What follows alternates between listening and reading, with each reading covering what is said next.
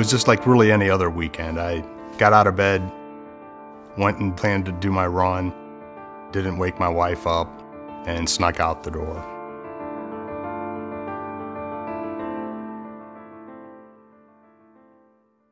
Well, the plan for that morning was basically to meet up after the race.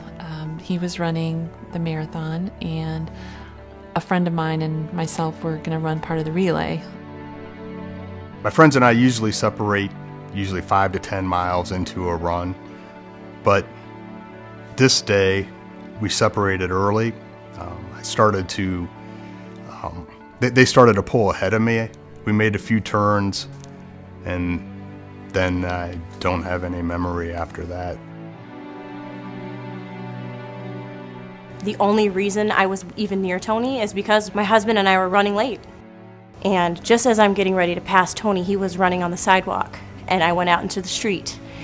And I thought he tripped on some pavement, but he went down really hard. So immediately I flipped him over and yelled to someone to call 911, and then Lynn, another nurse, came up and helped, and I began doing compressions.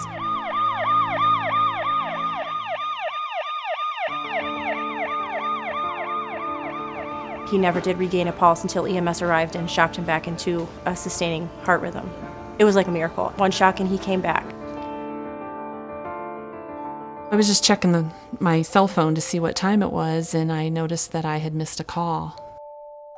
I remember first waking up in our room and seeing all the monitors, and then a nurse came in the room, and the nurse said, "Hey, today's the luckiest day of your life." To actually have somebody come in the room and tell you that you were actually dead, and that I was dead for 10 minutes, you can't put it into words. The majority of people who have cardiac arrest outside of the hospital don't make it to the hospital. It's really only about 5% that do. He had 2 nurses that were there to help him, and did, and resuscitated him. And then when he comes in, it just so happens at the same time the FDA approves a new device. Dr. Polini suggested I talk to him about the subcutaneous device, which was brand new. It hadn't been placed in Northeast Ohio since the FDA approval. SUMA cardiologists were great in explaining what kind of tests they were doing and what they were seeing. You know, Dr. Tagan talked to us about the defibrillator quite a bit. It's a device that recognizes the abnormal heart rhythm, and once recognized, it can charge and defibrillate. In a sense, it's as if Tony had me following him around with the pads, ready to pop him on his chest, but it's all on the inside. So maybe, in the grand scheme of things, he actually is quite lucky. You start to think of how important life really is. And Tony is a great husband.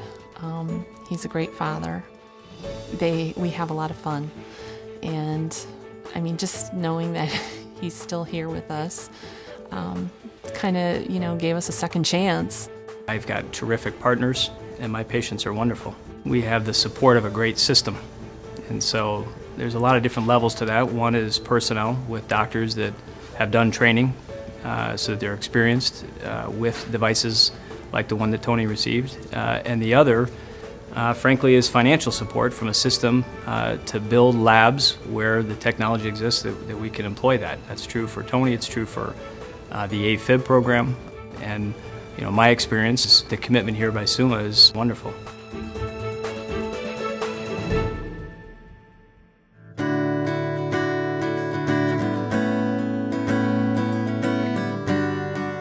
Thousands of runners laced up their shoes and pounded the pavement in Akron. More than 15,000 people from all over the country made their way to the Rubber City for the annual race.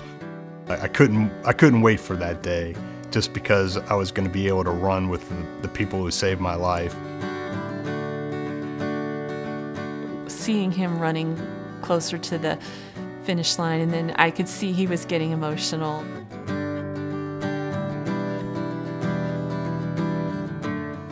Finish line, I saw my wife and my teammates waiting for me, and it was the best feeling I think I've ever had.